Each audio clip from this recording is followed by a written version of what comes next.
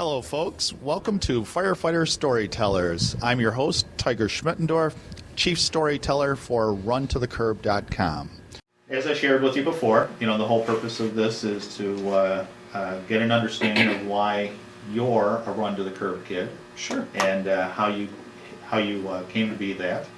And so I know from talking to Patty Coughlin that... listening to Patty Coughlin. Okay, you're right. Exactly. Listening to Patty Coughlin, that one of the great storytellers of the fire service. Yes, he is. That you used to hang around the fire station. Yes, I did. I started out right where I lived, at Colvin and Linden, Engine 38, Ladder 13, in the 7th Battalion. And about 1969, Harvey Supple, Jack's brother, was a pretty new battalion chief, right? Yeah. Yes. And he came up to the 7th Battalion. Very new, yeah. Might have been his first place Yeah. that he was a chief. Oh, it was, yeah. Yeah. Was it? Yeah. And Patty was his aide. Yeah. Patty Coughlin was his Back aide. when they had AIDS. Yep. Yeah. And I had already been hanging around there as the kid who just, hang around the firehouse.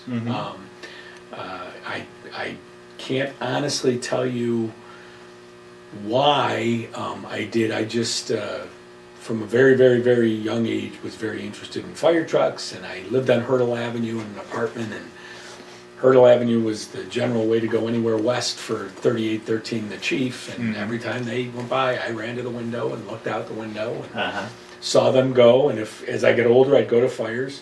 I think not as uncommon as it would be today.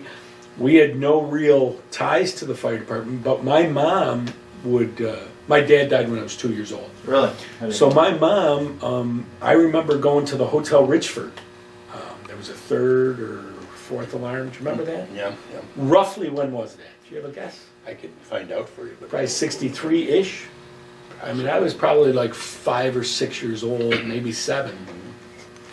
And my mom would go, do a little buffing. She would take us, if there was a big fire, we'd all pile in the car and go, my whole family. And there were other things that no kid on earth would do today. Like another big day was to go, we'd pile in the car and go out to the Buffalo airport and watch airplanes take off and land. And I don't think anybody does that today because, it's not on Xbox. Right, exactly. Well, I'll tell you, I lived in Chicago for a couple of years, and right near O'Hare. In fact, we were right in the apartment building we lived in was right in the flight path, and they were just literally just stacked up. Sure. I almost think they were like suspended in Right. air and stuff like that. But we would do that sometimes on a weekend night and just go to the end of the runway. And Right. Of course, out there it's just one right after the other. And I remember going to see the first 707, the first DC. Yeah. My brother ended up, he just passed away, but he ended up being the commissioner of the Burbank, Glendale, Pasadena Airport Authority. Really? So it's funny how different things. But Exactly. my mom would take us to a fire now and then. We went to that. We went to down, is it the Caxton or Claxton building? the Caxton, yeah. I remember going to that. That's probably the first fire I remember going to. And that was probably 62-ish. Yeah. 61, 62. So I would have been 3 or 4 years old. Yeah.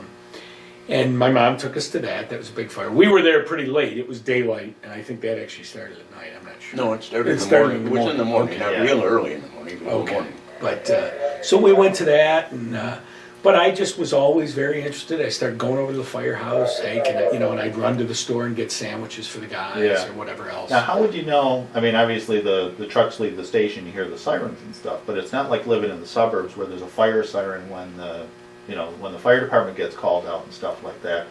Was it just You'd hear the sirens, listening and for them and believe then it or not, trying to figure out where they were going? Believe it or not, at night Yeah. I could hear them start. Really? Yeah. You got attuned to it. Oh yeah. And they were big old gasoline engines Yeah. at the time, and they were loud. Yeah. You'd hear them start. And I was a block and a half, where pretty it was, good. Hurdle Yeah. Avenue. Yeah. But, you could hear them start. And then the wail would start, and usually the chief came, then the engine, then the truck. Right.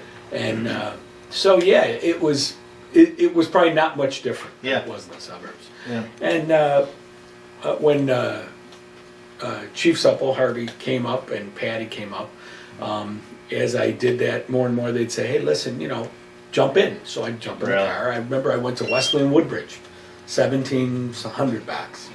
But it was the first time I ever got in the rig and went to a call. Yeah. And it was a false alarm, but it was still, I still Didn't matter, remember did it. it? 50 years later. Right. And I rode with them for a while there, and then not too much later, Harvey wasn't there long. He went down to the 3rd Battalion on Fillmore Avenue, 638 Fillmore Avenue with Truck 11, and much busier place. Yeah. And I used to take the bus down. I'd take Yeah. the Hurdle Pacific, the 23, and I'd take it, picked it up right on Hurdle Avenue, went right down Fillmore Avenue. It was Really? perfect. And I'd take the bus down, and I'd stay for a few hours, and then I finally started staying for the night, and I met more and more guys, Yeah. and used to ride with Lee Bowers when he How, was the how lieutenant old were you in about Truck then? 6. Probably like 13, Yeah. 14, Yeah. and I'd ride down. And And then when I obviously- got a car, Yeah. I didn't get a car, Yeah. I got a license. Yeah. And Yeah. stole my brother's or stole my mother's Right. or stole whoever I could. Right. I'd go to fires, and there's little things like, my mom's passed away a long time, but I think of like today, with the internet and everything else versus then. My first radio, I bought at Radio Shack for $9. Really? It didn't, now think about this, it didn't have squelch. When they weren't talking, it went. Now, first of all, I wouldn't put up with that today, but my mother put up with that. I find that amazing. I really do. Because I think back on like, oh my Lord, I never would do that, Exactly. But she did, and that sat on top of our refrigerator. And little things I remember, I used to listen to, then I got a scanner when scanners came out. Yeah. With the big red lights about this, they were Exactly. huge. They were The most amazing thing in the world. It looked like Absolutely. Star Trek or something, Absolutely. But I used to listen to, only fire department stuff, but Buffalo and, Kenmore and Amherst and stuff. But I remember at night, usually after dark, I listened to LA County Really? every single night. Wow. Just off a skip, Yeah. basically. But I mean, it sat on the fridge. Yeah. For 10 years, it worked Yeah. fine. I apologize, LA City. Yeah. Task Force 70 to, Antelope, we're going to Reseda and something or other for MBA. And it was just amazing, And that was, like, I look at kids today who are buffs, which there seems to be less and less. Yeah. Although, where I live now, there's much more of an activity of that, Yeah. which I think is interesting to see. Yeah. But I see that and like, I put on radio reference and I'm listening to, and pick anywhere in the country. Yeah. That's amazing to me Yeah. still, because I'm not a Yeah. computer guy and I Yeah. wasn't, ever. So the changes in what you can do Right. is so different from when I was a kid. Right. Because, I do that, Sure. go on vacation and we're in a particular area, so I'll just literally pull it up on my iPhone and say, Right. go to 50 radio and figure out the area that I'm in so I can listen to dispatch or Right, see what's it's going on amazing. and stuff It's like that. amazing. Yeah. So I, but I hung out. I rode with Harvey for, years, literally, until I Yeah. went in the service. Yeah. We became very, very close.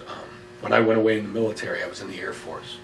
And I was a maintenance controller. I wasn't a firefighter, but I was a maintenance controller. When I went away, he'd write me every week. Yeah. Here's what's going on in Buffalo. 'Cause Yeah. my whole, growing up, I went to fires anytime Sure. I could.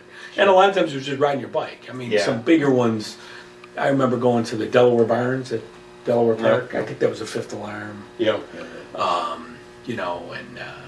Going to a lot of different fires Yeah. up in the northern half of the city. Maine lumber. I don't know if it was Maine lumber, but the lumber yard at Maine and LaSalle. Yeah. Remember that? And you So- ride your bike there? Ride our bikes, yeah, whatever. So, and the other thing was I remember going up to UB during the riots, thinking that would be neat. Daylights, because I was a little older, Yeah. and I was, I'm not very big, but I was this height probably in 8th grade. Yeah. And I, being Italian, half Italian, I had a mustache. Or almost, Yeah. But young kids and all the women.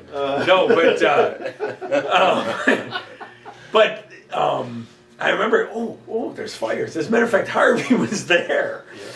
And I'm like, there's fires up there. I'm going to run up there.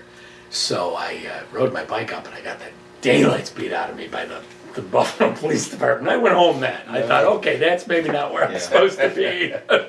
So that was the end of that. Yeah. But no, there was, so my whole, adult or young adult life, I did that. I buffed, I went places. I didn't start going places until I was in the service. Yeah. And then I did. I went to New York and I went to. And would you purposely, when you got a chance to visit those cities, seek out fire stations and stuff? No, I'd go buffing. Oh, go to. Oh, yeah. I'd go like buffing. when you're on leave and stuff. Yeah, like that's that. what I would do. I'd go buffing and go to New York a couple times, Chicago a couple times. Yeah. I was stationed in Germany, and I always stopped at a firehouse to see what it was like there. Yeah. Then I was stationed down in Florida, a place called Tyndall Air Force Base. It's where Panama City is. Yeah. And Panama City Beach wasn't a spring break destination in the mid-'70s. It was just a snowbirds resort little town, not very big either. But myself and a guy who worked in the emergency room on the hospital as a medic, we started a little rescue squad. They had the fire departments were, from coming from Western New York, and he was from Long Island, so even more so, it was a very different thing. They had, and it was funny, I had taken a couple of classes at the academy. I don't know if you remember, many years ago in the 70s, they used to have like a weekend, like a fire weekend. Oh, They'd yeah. do a bunch of Yeah. different classes in one day. And Right. I'd sneak out. I was like 15, 16. I'm from this fire department. I just take it, And Well, they still do that actually at the State Fire Academy and at the National Fire Academy. They Right. still have county weekends and state right. weekends. Well, this and was stuff all like that. hands on. Yeah. And it was real basic stuff, but I'd have a ball, when somebody at the firehouse would give me gear, So, but I'd take the class. Well, when we were down in Florida, we started this rescue squad, and it was the Bay County East Side Rescue Squad, volunteer. Yeah. We had a space in a firehouse, the Springdale Fire Company, fire department, little paid fire department. Some were volunteer, some were paid. And we had a place there. We had a 1943 Cracker Box military ambulance that we had given to us, and we refurbed it. Kind of like 4 what or you 5 see on of us. MASH or something like Just that? like that. Yeah. Just like that. Yeah. But we had it all full of rescue equipment. Yeah. We begged, borrowed, and stole. Well, one of the things we didn't realize, we had 2 SCBAs. Well, I didn't know it then. We had the only 2 SCBAs in the county. It's pretty crazy. The city of Panama City had stuff. Yeah. But outside the city, we were the only 2. Really? So at the same time, there was someone running around. It wasn't understood right away, but it was found out later. There's someone running around derailing trains all along the Panhandle, from probably parts of Really? Alabama down almost to By putting debris on Jacksonville. the Yeah. tracks Well, and stuff? or worse. Really? And the first couple, no one realized, and then they realized it was sabotage stuff. Finally, we had 2 by us, but one we had killed 6 or 9 people, I forget. Wow. But it was the last one, but it also, they're pretty sure it killed the suspect. Because Really? on the other side of the railroad tracks from the road, on Yeah. the other side of the derailment, they found him with all the tools, dead. Really? But the chief of Holiday, Florida's daughter was killed in a derailment. And what happened was, when it derailed, a chlorine car let go. Wow. And that's what got everybody. Really? And there was crazy stories. Was it a passenger train? No, it was a freight train. It was a freight But, train that derailed, and that killed people in the community. It killed people Wow. driving by. Route Wow. 231, Highway 231 in Florida. And they had, we went in and we went right away, and that's when we realized, wow, no one has SCBAs here. And we went in probably 6 times. We pulled out a couple. One guy who lived, most amazing thing, he's driving down the road, goes into the cloud. The cloud was so bad, the car stopped. Your car wouldn't run. Didn't get enough action. Yeah, and Really? he was a scuba diver. Went in the back of his van, put his scuba thing on, walked out. He had some burns. Yeah. But he was okay. I mean, it was amazing. But Wow. so then, after that, What year was this about? 1976 or 7. Yeah. So then, after that, we the state, I guess, I'm not sure, but they gave every fire company in the county 2 SCBAs. 2 SCBAs, excellent. You know, at the ripe old age of probably 19, maybe 18 Yeah. and a half. I went around showing people how to put one on. I mean, it was pretty funny. Yeah. But I Because mean, so experienced. yeah, but just to give you an idea of the differences. Yeah. And this is not a disparaging thing, it's just Yeah. regional. Sure. Like the one fire department at the chief's house, and the weird part about the area was the fire service wasn't keeping up. The area was exploding. There was housing developments, all kinds of people retiring down there. Right. The beach had 20-story buildings. Wow. There was a lot of oil sheik money. A lot of sheiks lived there from the Mideast. But there wasn't a ladder truck. The closest one was in Dothan, Alabama. 100 miles away. Yeah, that was the wow. closest ladder truck. Wow. But like the one fire department I remember was a flatbed truck, like our old hose trucks. That size, not a pickup truck. And I don't know if you've ever seen what a jet engine is transported in the military. They look like an underground fiberglass gasoline tank. That's what Oh, they yeah. sort of look like. Yeah. Well, one of those was cut in half. It was full of water. They had a portable pump on the truck, and it sat on the truck. That was the fire department in one place. It was amazing. I mean, Wow. it really, really, really was. You know. So I did that for until I got transferred, Yeah. and then. So this was while you were still in the military. I was in the military. Yeah, Yeah, I just yeah. did it, off duty, and they were wonderful to us. Yeah. The people couldn't have been nicer. You really realized it was my first dealing with as a volunteer firefighter of any Yeah. type, Yeah. and it was pretty amazing. They had,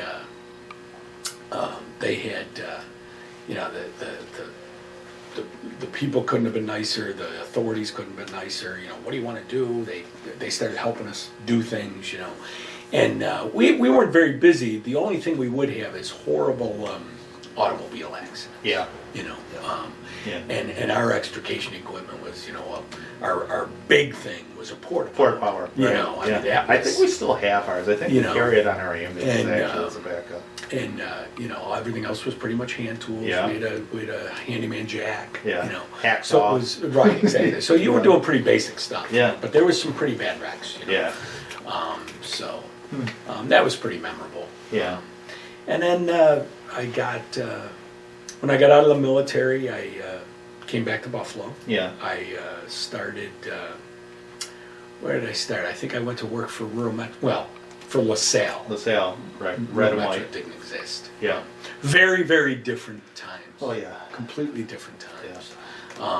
Like the ambulance services are very competitive today. Well, they might have been then, but certainly the crews weren't. Yeah, right. We used to sit at Elmwood and Forest, and there'd be a Memorial crew, a Gold Cross crew, and a LaSalle crew. And you'd right. sit and shoot the shit. Yeah.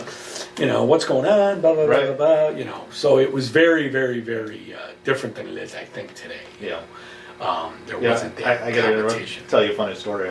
I actually went with a friend of mine. I was 18 years old, got my first EMT card, and we were going to go apply at Memorial. And we stood at the end of the driveway because they ran out of a house at that Sure. time. Wasn't it right up by Leroy. Yeah. Yeah. Yeah.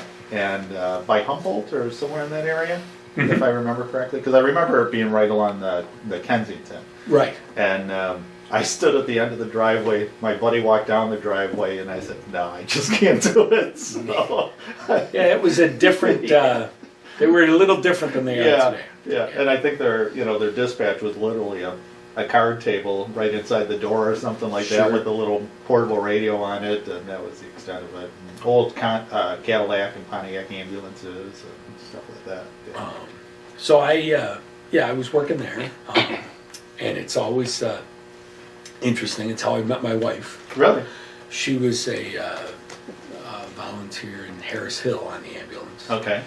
And we went to an accident we found an accident. They were coming back from ECMC, and we were going somewhere, and it was at the 33 and the 198 where they merge. And we stopped, and there was this woman who was a little bit of a pain in the butt. She's like, I want to go to Lafayette General, Well, we're like, well, they really don't like taking emergency patients, blah, blah, blah. They were on the waning years. Yeah. And my wife and I always kidded that, you know, that was the only fight she won. Yeah. We ended up taking the lady, but, and then a couple weeks later, she applied at LaSalle, and I was her training person. Right. You know, it's funny. The rest is history. Yeah. Exactly. So, And how long you been married? 32 years. Awesome. So, Awesome. But it's funny you actually just turned on a bulb for me, mentioning Lafayette Hospital. I was talking to somebody just in the last week or so. I couldn't remember what hospital I remembered going to, where to get in the emergency room you actually had to carry the gurney up steps, and it was Lafayette. right. Well, Yeah, probably a half a dozen steps. emergency or something like that. hospital, way back when you did too. Oh, maybe The that old was one on it. Pine Street. Yeah. Remember? Yep. Could be it. Before they built Sheehan around the corner. Right. Where that vacant lot is, like, sort of behind the hospital. Yeah. Is where the old hospital was. Okay. It was real, it probably wasn't that tall, it was probably 3 or 4 stories, but it was very old. Yeah. Very, very old house. Yeah. But I remember that distinctly, having Yeah. to carry a gurney upstairs to get into the emergency room. So yeah, so I worked on the ambulance, I took I ended up taking the test for New York City, and I took the test for here. Yeah. And Buffalo, before I got called for Buffalo, I ended up working, I worked on the subway Yeah. as a safety guy. Yeah. I left LaSalle and worked on the subway as a safety guy. And we worked on the subway and the sewer system. I don't know if you're familiar with the Skajackwada Tunnel Interceptor. And I've heard of it. I've never. It's a been down 9-foot there or anything finished like that. tunnel Yeah. that goes from Cheektowaga to the river. Wow. And it takes all the affluent from Cheektowaga that used to go into Skajackwada Creek. Yeah. And takes it to the sewage treatment plant on Squaw Island. Yeah. But it was a very, very big construction project. And it went underneath the subway. So like at Maine and Harvard, we had both. Yeah. It was probably about 120 feet down. Because that's the deepest point for the subway, and the subway's almost 90 feet down. Really? So we worked on that. We had 3 guys, as a matter of fact, my boss, Jocko Collins, we had 3 guys die. They opened up a drop shaft on Humboldt Parkway, went down, and it had H2S, hydrogen sulfide. Wow. And they went down, and 2 guys from Wegman Engineering, it was an engineering firm, went down, and they all succumbed to H2S. Okay. So they passed away, and but I got promoted, so there's, you know, in all adversity. But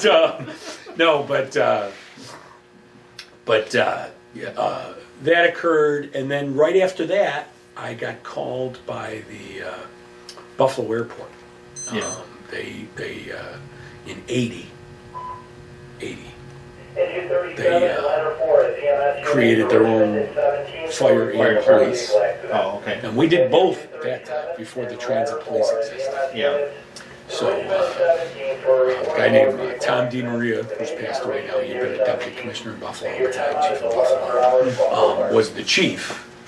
And he hired me, and it was not a civil service process. We took a test, but it was just basically who they picked. Yeah. And I was very fortunate Tom picked me. I think a lot because of Harvey and Jack. Yeah. You know, they had a lot to... You had good references? I had good references, Yeah. I think. But, We both knew Tommy very well. yeah. So... Yeah. Do you remember that, Jack? Oh, yeah. Them forming that and so forth? Sure. Now, correct me if I'm wrong, but wasn't it originally part of the Buffalo Fire Department, or did it transition into the It fire was department? always the Buffalo It Fire was the Department. Buffalo Fire. From was. 1942 on, they put a company out there. Oh, is that what it was? And, Okay. 1980 is when it You know, ended, Yeah. and they created their own. So I was there till I got on Buffalo in '83. Okay. So you went out there when they formed their own. Correct. Okay. So you Correct. were part of that transition. Right, Yeah. right. And we did the police work also. Yeah. At that time, they don't anymore. Yeah. And what did you know about police work when you went there? Well, nothing, but they sent us to school. Did they? You know, Yeah. and we had we had a hostage situation where they shot the guy 3 times. you Really? know, and- oh yeah, there was a lot of stuff, a lot of arrests. Wow. You know, we rode on the buses. There was we rode undercover on the buses. Yeah. We rode and then the whole plan was for the subway. Yeah. And then after I left, they split and created the transit police and the airport fire department, right. separate. Yeah. Although it's the same guys, but we initially were doing both jobs, and it was interesting. You know, we There had to have been a lot of guys, I mean, to support both the fire side and the police I think side. we were 50. Really? Yeah, and there was nothing really that memorable at the airport, but we went to Akron for a tank that was on fire, Yeah. stationary tank. Yeah.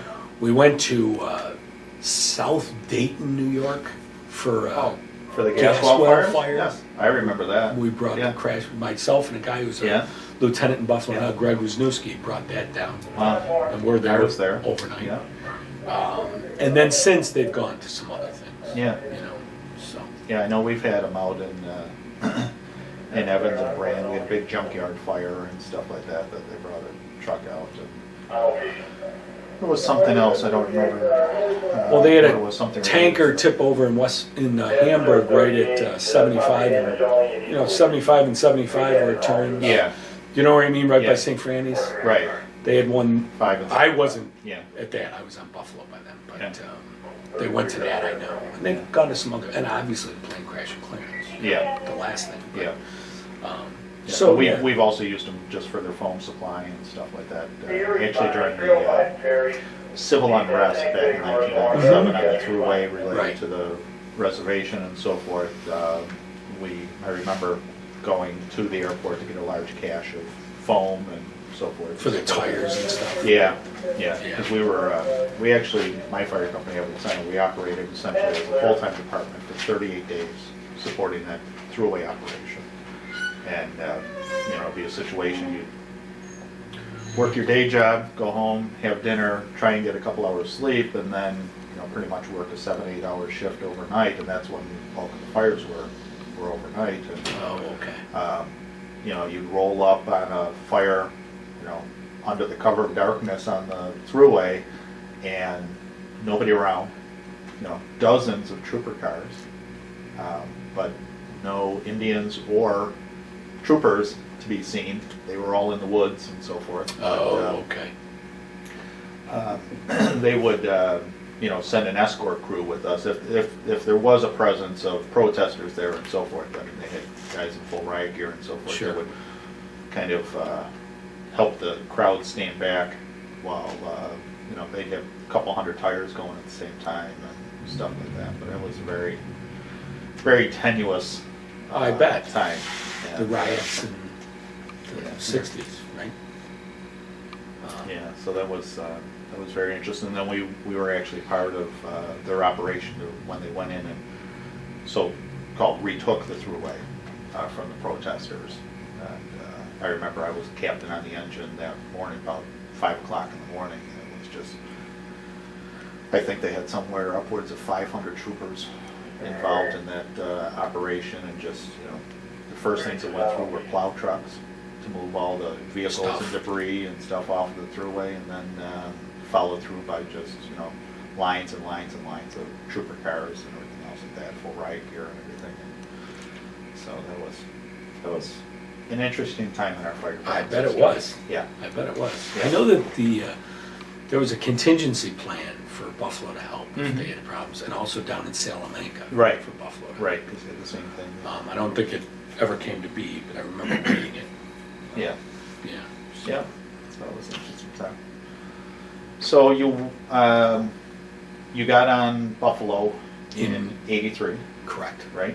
And I And was where were you ass- assigned to? I was assigned to Engine 33. Mhm. Patty Goggin was my lieutenant. It's in, well, at that time it was at Care in Winslow. And we had a first night, we went to a fire on Bailey and Wecker. We had a good worker Yeah. early in the evening. Yeah. How was that cutting your teeth on that? Oh, it was great. It was great. I had ridden there for years. Yeah. So a lot of things were familiar and a lot of things weren't. You know? Right. But what is, I mean, was Oh, that- it was night and day because Yeah. now I'm fighting the fire. Right. So And how long was the academy back then? 6 weeks. 6 weeks. Yeah, 6 weeks. They, taught us the stuff we needed to teach. Yeah. I was an EMT. I think even in my rookie class, Chief Meltreader had me. I ended up doing the EMS day for our class. Yeah. And then I did about 4 or 5 classes after that. So, and I think one before. Yeah. So that was a little different. Mhm. But Being a rookie firefighter. yeah, right, Yeah. right. But we had, like I said, 6 weeks. Then I went to Engine 33, and we were quite. It was quite a busy place. Besides our own district, we, for whatever the reason, we went to a lot of multiple alarms. Yeah. We were a pretty centralized engine, so we'd. I remember we went to Elmwood and Delavan to 2 third alarms within a couple of months of each other. From when I was at 33. Yeah. But in my first year, we went to 11 multiple alarms. 11. Yeah, and 1 was a second alarm. The rest were thirds or greater. Well, what were we just talking about earlier about how somebody coming in the fire service today, their first 5 years is going to look nothing like, your first 5 years. There's an example. I kept a book, Yeah. and I was at Engine 33 about 21 months, and then I ended up going to Ladder 14 for a while. Yeah. But my first 21 months, I went to, as I looked it up to do that, I went to 257 working fighters. 200. And the first year, 11 multiples, and probably another 9 or 10 the next, part of the year. But we went to multiple alarms everywhere. But it was very sad. Yeah. There wasn't a lot that we missed Yeah. if it went to a third or greater. Right. We'd be up on Hurdle, we'd be over on the west side, and of course, the whole east side. Yeah. And we were very busy in our own right. Yeah. Right around the firehouse. Yeah. There was a ton of fire duty. That is It was crazy. a real busy place. Chief Supple's brother, Harvey, was my battalion chief. Chief Yeah. Supple was my division chief. Yeah. So I was very at home. Yeah. And Jack, you were the division chief at that time? yeah. Yeah.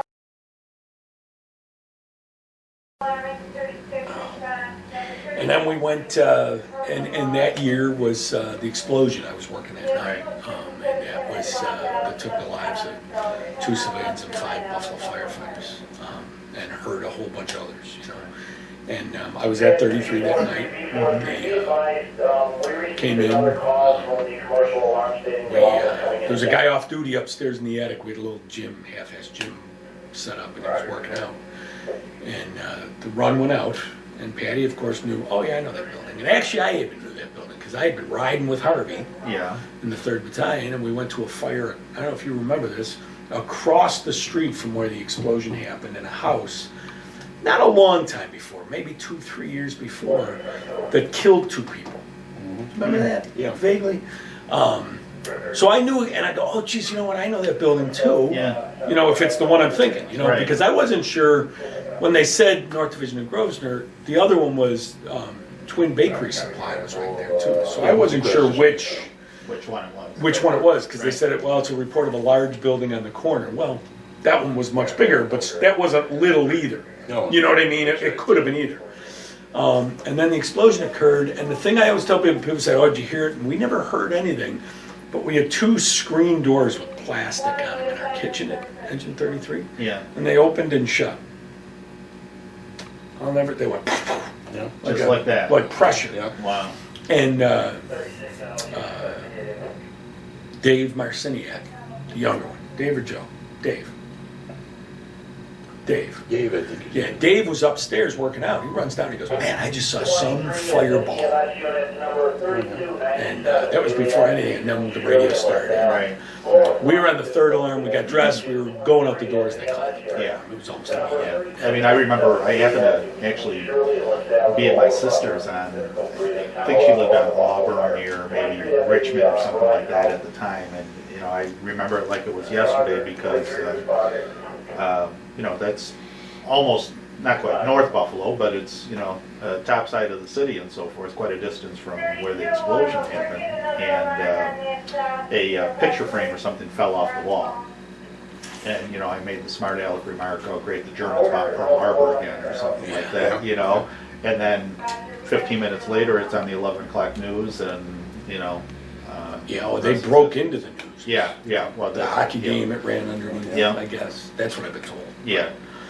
Well, tell us about your experience that night. Well, we started down, it was Bob Grew, Patty, Walter Jones, and myself, and we started down Jefferson Avenue. One of the things I remember was I couldn't believe how many people were on, people were just emptying, conversion. out of homes and everything else. Yeah. The streets were just full. It was a slow ride. Yeah. We went down on Eagle Street, 1 block north, and we caught a hydrant, and we just brought 2.5s to a turret. We set a turret up we took the turret off the rig and set it up in a lot between the building and this huge church that had a big gouge out of it that was just starting to burn. Seeing those pictures, yeah. And we set our turret up there. Then we went forward and started digging. And I remember, I didn't know him at the time, but Donnie McFeely, who was captain of Truck 5, came by a little later, and we were underneath 32 digging. And it was very, very, very, very difficult, sort of surreal. The new fireman, it was bigger than... And there's a lot of little things that you take for granted today, like I wanted to call my wife, and there's no cell phones, in 1983. Right. And on top of that, a lot of people don't realize, for blocks, there wasn't a phone working. You know where the housing projects are at the corner? Yeah. All the windows were out of that. Wow. Truck 5 and engine 32, which is a wide distance away, the windows were out of that. There was windows out of the Larkin building. Wow. I mean, it was way bigger an explosion than people realize. Yeah. And I remember too, like little snippets, like when you came down North Division from the east, you went under the railroad tracks. And on the other side of the railroad tracks, so towards like Emsley Street, which is a long way away, there were houses on fire. And I, to this day, have no idea who put those out. I mean, they were a long way away. Wow. There was fires everywhere. Wow. There was fires everywhere. That had to have been, and like you say, you were, 3-4 months on the job? I was about 10 months on the job. Oh, okay. About 10 months on the job. Yeah. And, but just trying to take that all in and Chief Supple ran it with his brother critically injured. Yeah. I mean, just amazing. Now, I actually attended the memorial service last year on December 27th, and that was the first time I had a chance to do that. And Don McFeely, kind of walked everybody through, what happened that night and so forth, and kind of standing in the exact same spot, I believe, that Harvey was standing in when he transmitted a lot of, what they had and so on. Yeah, he ran the fire for 10 minutes with a big stake in his neck and all kinds of injuries. I mean, pretty amazing. Now, were you on that night as well, Jack? Oh, yeah. And what, did you, the initial call was only for they said a propane tank had bursted. That's the term they used. Really? Yeah. And there was no explosion or anything at that time. Yeah. And, what did they send initially? Just a They PS? sent a full assignment. Oh, full assignment, Yeah. okay. Yeah. Okay. Yeah. So they would bring the division? No. No? We didn't go, at that time we didn't Oh. go in the thing. And although it was only a few minutes later, I don't know what the time is anymore. It was like 37 seconds that they were on location. Yeah, when they, Yeah. and truck 2 pulled the second on it. Right. Get some help. And then a few minutes later, while I was on my way then, and I heard Harvey on the radio, and he said that you wanted a second. They said, you got a second. So if you give us a third and send all the ambulances that you can. Right. And so. That had to be just absolute chaos because one, obviously you're worried about your own members, but it's... The fire was going in 4 different directions, actually, Yeah, and for such a distance. People in the houses and everything else, there was, it's quite a thing. That was remarkable stuff, though. Right, so we're talking about that night of December 27th, 1983. That's correct. Okay. So, and the explosion occurred 37 seconds after they arrived on location. Yes. And I know there was a story of actually lives were saved by one of the apparatus got hung up on a snowbank making a turn. Ladder two. Ladder two, I They remember. slid Patty into a come- snowbank. Yeah. And had to get, and while they were trying to get out of the snowbank, which didn't take long, of Yeah. course, when the explosion happened. Wow, And they called in and they said the place blew up. wow. That's the first I heard of it. Yeah, And with that, when they set the second out at the time, engine 13, which is where I was running out of behind City Hall, they had, were running out of the kitchen to get the rig. And the lieutenant hollered to me, "Did you hear that?" And I said, "Yeah." Yeah. What it ended up, he wanted to know if I heard the explosion. I didn't hear the explosion. oh, But they did. Yeah. Oh, okay. Again, I'm going to backtrack a little bit. Larry Sullivan, who was the captain of Engine 1, it was his second last night in the department. oh my gosh. And so they had a dinner over at the firehouse and invited me there, at South Division. So I was over there for that. It was bitter cold out. And I left the car out in front of the firehouse on the deal. And when the thing was over, I went back and backed in the house. And when I did, the windows of the rig steamed up completely. So I was inside there, wiping the inside of the windows in the car, in the firehouse. And as a result, I guess that's why I didn't hear it. Oh, But wow. what the lieutenant meant, did I hear the explosion? No, I didn't, but I did hear Sure. the thing. And the building I was acquainted with, I was a firefighter at Ladder 2 for 5 years. And at the time, that was a candle factory down Oh, there. wow. And we went there a few times, never had a fire there, but we went there a few times. I was acquainted with the building, but we all thought it was vacant. You know, we just hadn't seen Yeah. anything going on. It Yeah. just looked like it was It dead. was an illegal radiator shop. And, Is that what it was? Yeah. that's what- Illegal radiator shop. Yeah, the Yeah. the radiator, I guess Harrison probably was having labor troubles. And these guys were scabbing the job. Oh my gosh. And they came in with, well, they had a guy from Australia, I think it was running the high lift, and didn't know what he was doing.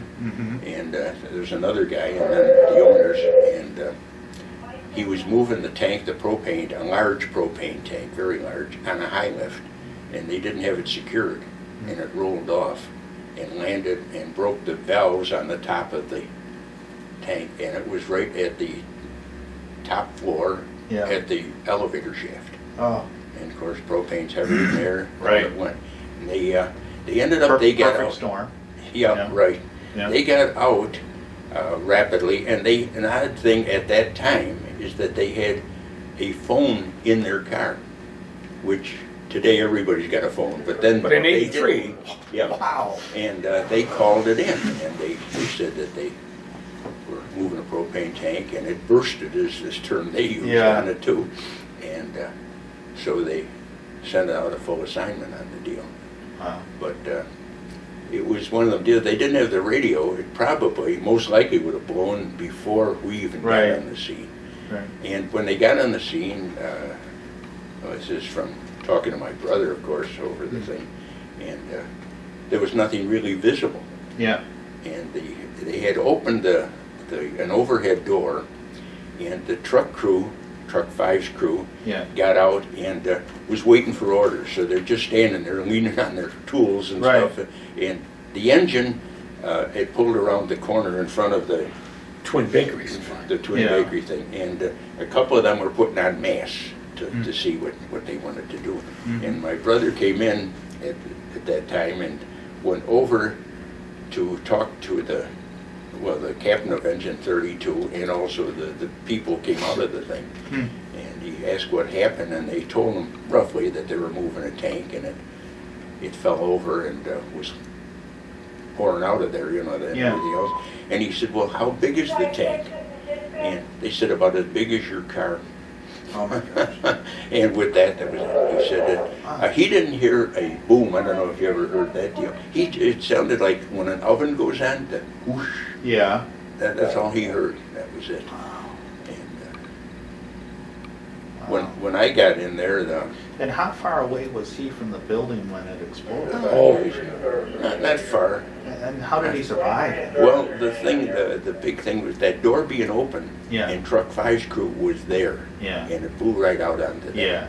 It pretty well funneled and onto all them. the guys that died also hit 32's rig, except for Pretty much so. Mike Austin never moved No. for whatever reason. He was right Yeah, where right. it seemed like he was. Yeah. Wow. But I think that was effective. The other thing that I remember talking to Harvey in the hospital, and he told me, he goes, when he got up, he goes, you could have put the fire out with a garden hose for about 15 seconds. And then it just went, boom.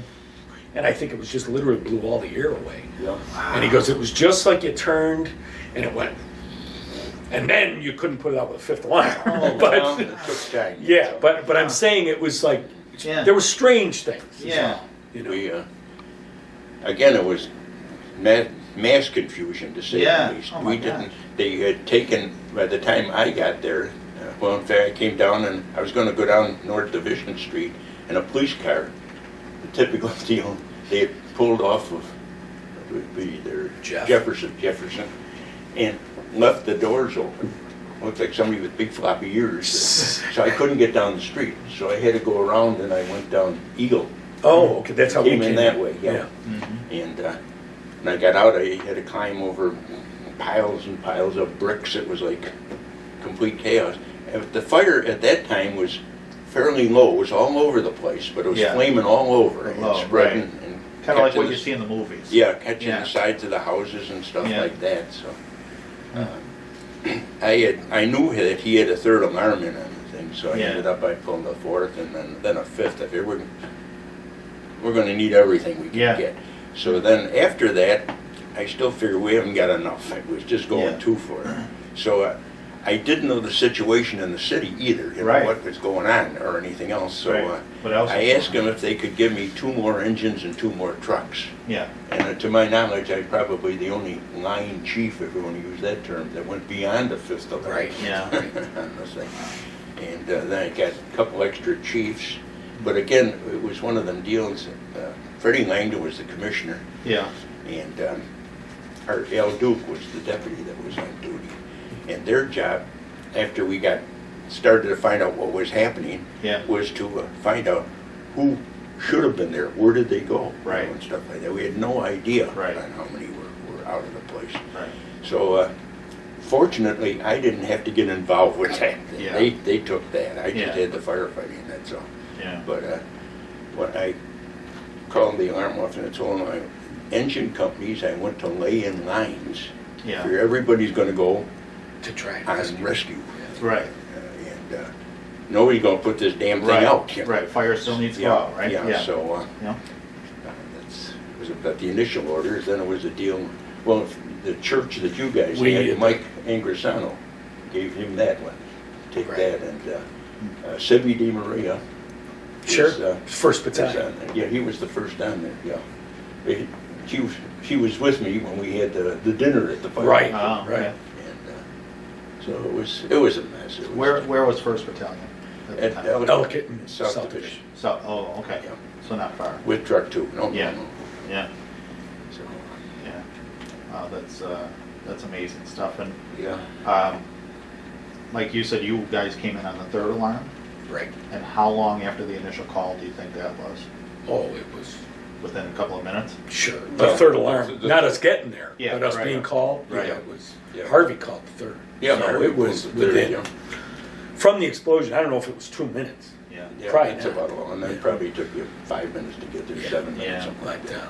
we got there and we went on, like I said, we went on Eagle, set the turret up on the church, and then we went digging, helping wherever we could. Yeah. You know, and there was, I remember just guys telling me, oh, so-and-so, he's fine. And they were not. Yeah. There was all kinds of, Then I had rumors reports going of on. guys dead who were not dead. I mean, Yeah. it was Right. tough. Right. yeah, But typical stuff. And one of the guys Right. that Absolutely. that was killed at the fire, they said something about that he had his legs blown off or something like that, but he was alive yet, well, that wasn't true either. Yeah. Right. And it was, Well, it was like trying to find somebody underwater, but it was bricks, not water. Yeah. You Yeah. had no idea where they were. Where do you start? Right. So How tall was that building? it was, there's a picture of it there. It's a Yeah. three, That's not a old, right? huh? That's a right lock, there. though, right? Yep. Right there, Mike, in the middle. Oh. The top thing, the top shelf. Yeah, Yep. Oh, but it's locked. yeah. But 3 stories? No, it was 1, 2, 3, 4 stories. Four-story was Heavy four- timber. Okay. Yeah, 4-story heavy timber. So you got that heavy timber, you got Yeah. all the brick of 4 Right. stories. Oh, yeah. And then a lot of other places knocked Yeah, down. the Right. interior, a lot of the interior Right. was apparently Truck wood fire was too. blown Just- across the just- street. Yeah. Yeah, You know, the aerial was blown off it. yeah. It was unbelievable. And like accountability, I mean, anything you'd have would have been gone. Like 32, I remember coming down Eagle, and it was dark, of course, and I'm coming down Eagle, and I'm like looking, and I'm like, well, it doesn't look right. Yeah. And it's because the roof was blown off the rig, but the red light was still going, Yeah. upside down. You know, and I'm like, what am I Yeah. looking at? You know, Right, until you walk exactly. up. Like the crosslays on the pumper Yeah. were on a building past Twin Bakery Supply, just blown out of the rig. So like if you had tags or anything else, they just would have been gone, Yeah. you know.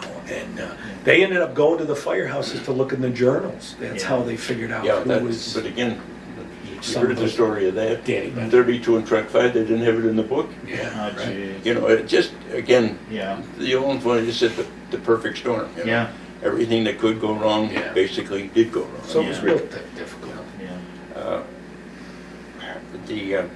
John Breyer had Harvey, and they were bandages his neck on the thing. And I went over to him, and all he kept on, I'm all right, you know. So I said, you gotta, in fact, the rescue took him to the hospital. And I said, you gotta get to the hospital. I'm okay. You're not okay. He said, Right. get out of here, get him out of here. Yeah. And then later on, when things settled down, shall we say, Yeah. I asked permission from Langdon to go over to the hospital and to see, as I Check didn't out. know. Right. So when I got over there, they told me what it was, and they said he'll make it. You know, Yeah. he's gonna live. But they Did he said- go to the hospital with the thing still in Oh his yeah, neck? yeah. Oh, They just bandaged over it. Really? They didn't try to. Wow. It was right against the carotid artery, Oh. and plus he ended up with broken collarbone and Yeah. disease and other thing. For a couple of years after, when you get a haircut, bits of glass would come out through the scalp. Seriously. Yeah. Yeah. Oh, They were embedded. Yeah. Oh, yeah, all through his body. He Yeah, had yeah. he had a jacket on, and yeah. he said it didn't look terrible. Yeah. I don't know if he ever told you this, but he had a nylon jacket on. Yeah. Yeah. He was a chief, Right. just pulling up. Right. And he goes, it looked like whole. Yeah. He goes, but you'd hold it up to a light, Yeah. and it was all holes, Yeah. small holes. Yeah. Yeah. Yeah. And all through his body, like shrapnel Yeah. from a war, Yeah. he'd have, mortar and Yeah. brick and glass Yeah, and glass. everything come out of his body. Yeah, it's crazy. Well, it's crazy that he survived. Yes. Yeah. Well, Yeah. he was lucky in that sense. You know. Yeah. But yeah, it was a very tough night. Yeah. It was a tough night. Yeah. I think it was probably one of the department's finest moments, really. Yeah. But nobody knew at that stage if there's something else to blow up in there. Was there Right. more stuff? We didn't. Nobody knew.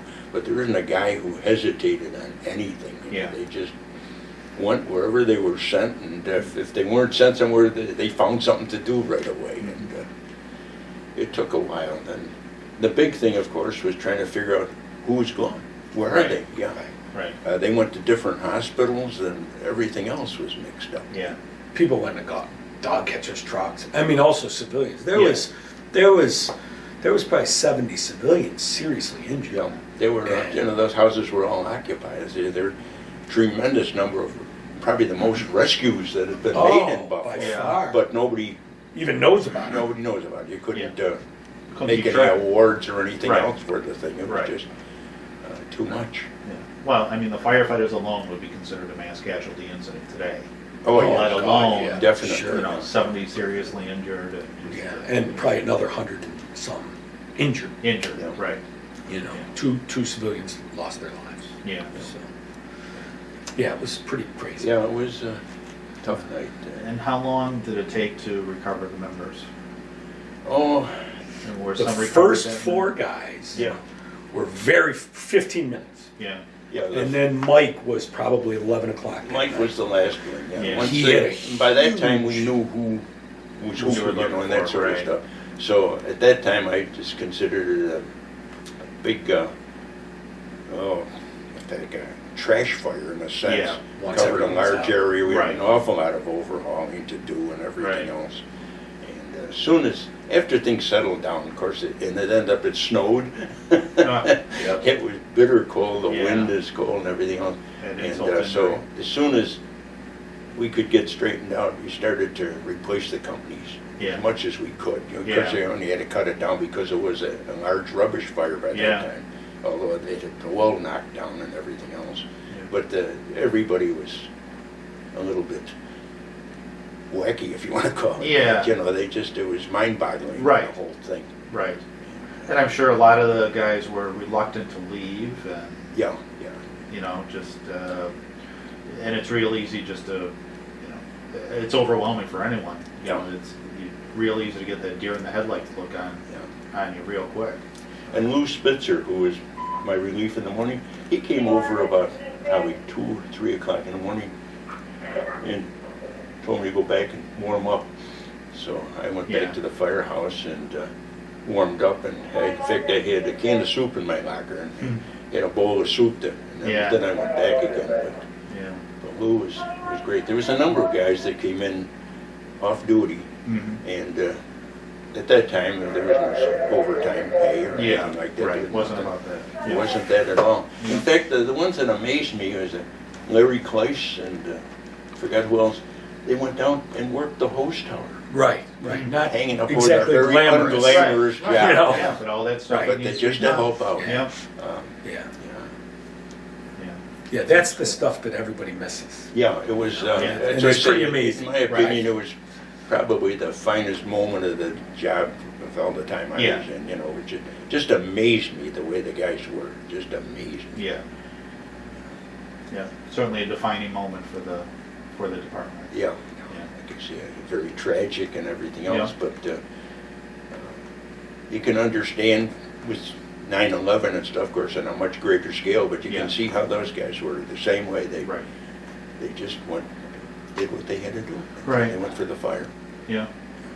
Well, and it's important to, share and continue to share that story. And I know, like when I was at the memorial last December, there at the intersection of North Division Grosvenor, in reality, certainly most of the folks who were there at the memorial were certainly not in the fire department when it happened. No, that's right. And many, if not most of them, weren't even born yet. So, because there were a lot of, Sure. New guys. rookie firefighters. And, Yes, and oh yeah, so there was a forth. lot of new men there. Yeah. Yeah. So, well, and it's great. They have a very nice memorial there. Yeah, it's been impromptu, they Yeah. just kind of do it on their own, and Yeah. At 25 years, we had a mass and then a thing Yeah. at the end of they the had a formal thing, and it was very But very nice. the wives or widows did not want, they were willing to go with the 25-year thing, but they didn't want to keep Right. Yeah. like every Right. year Sure. hash it. Sure. Yeah, it's not forgetting, but it's Yeah. also No. not. Dwelling on it. Yes, And yeah, so forth. right. Yeah. Yeah. 'Cause it's They have just- lives and, Yep. and Yeah, and still Right. carry the pain. Right. Oh, So Yeah, so it's different from them. But it's great that, I went Yeah, every the- year until last year when we moved. Yeah. The 27th December, and it's my wedding anniversary. I was said there Oh, were it's two a- disasters that, that day. Explosion and Yeah, two tragedies. two tragedies. But no, but and my wife, one for you, one for your wife. God bless her. God bless her. She for 26 years, every wedding Yeah. anniversary she spent at North Division in Groves, Yeah. and but yeah, we went every year. Welcome back. You're listening to Firefighter Storytellers on the Firefighter Netcast radio network. We are here at the Buffalo Fire Historical Museum in the city of Buffalo, and I am here with retired Chief Jack Supple and also retired Chief and Commissioner of the city of Buffalo, Mike Lombardo. Okay, we were talking about your experiences with the propane explosion back in 1983, and certainly what a tragedy that was, but also, and I think you put it great, Chief, about how it was truly a hallmark in the history of the department in terms of the real courage and valor that was displayed by so many of your members, and just dealing with that absolutely chaotic scene. And I'm sure that was a defining moment for your department. Coming back to your career, Mike, that was just the first year. Yes. Yes. Yeah. Yeah. Wow. Yeah. Maybe not good. Yeah. Exactly. But yeah, that was my first year on the fire department. Yeah. And as I said, I spent about 21 months in Engine 33. Yeah. Then I moved on. I wanted to go to a truck. I bid Ladder Company 14 at Bailey and Dote. Mm-hmm.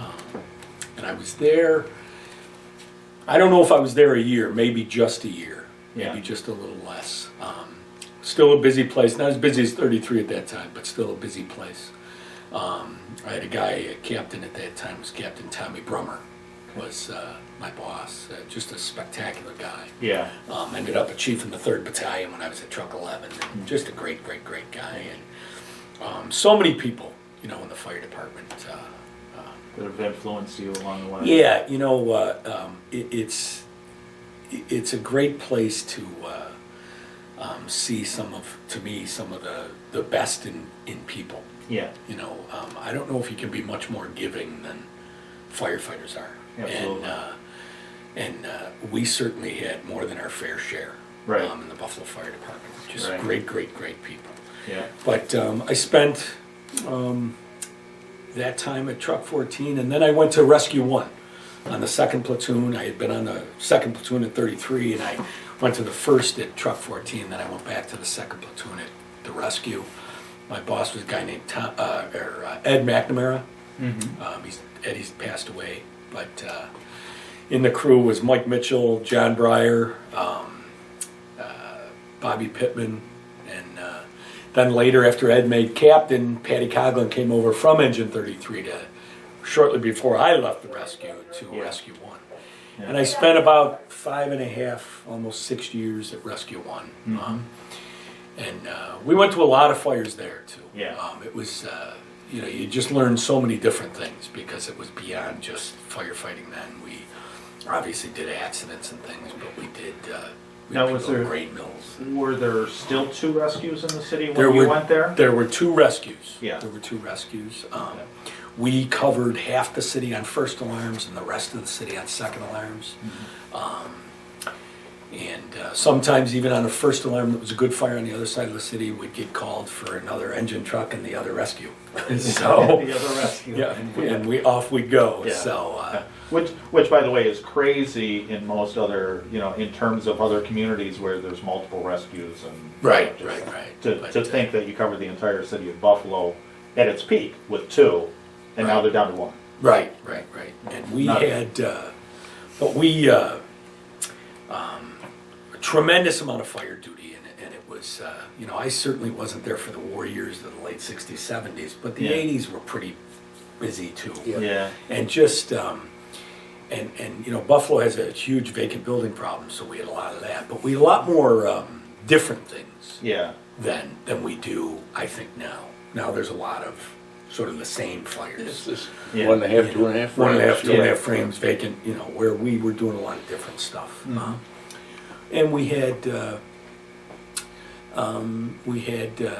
some tragedy then. We had a fire one night where Lieutenant Mike Jerry was killed by a fallen wall that we were at that fire. We had a What year was that? 1989-ish, sound right? Sounds right. I'm not 100%, I think 88 or 89. Yeah, it was in there, yeah. And I don't remember that. Yeah, it was at Kensington and Liberty. Yeah. At a big old factory fire. And very late in the fire, they'd gone up on a roof, unbeknownst to really anybody, and part of the wall came down and crushed it. And I was working, I think overtime, but not on my regular shift, but we had a fire where Yep. died at Grider right near Yes, Delavan, or Delavan right near Grider, right over there. And the other was where Brian Dillon, Captain Brian Dillon, was on Ryan Street. Yeah. And I went to that also. Yeah. So we had a very, very, very tough period. We had about 14 guys killed in about 7 years, 8 Really? years. I guess I hadn't put that together. Yeah, so to speak. yeah, it was Yeah. a real tough. And there were others. We had a guy who I worked at the airport with, who worked in the same firehouse with me, Cliff Prysick. Yeah. Cliff was killed in that period. I wasn't working, but I worked in the same firehouse, and we had worked Yeah. at the airport together. And he died. So it was a lot of that, very, very tough times that way, but also a tremendous amount of camaraderie and brotherhood. Yeah. A lot of firefighting going on. We were Yeah. doing all kinds of crazy stuff. Yeah. And then in 1990, I got promoted, and I was promoted to lieutenant. Mm-hmm. And for a real short time, I remember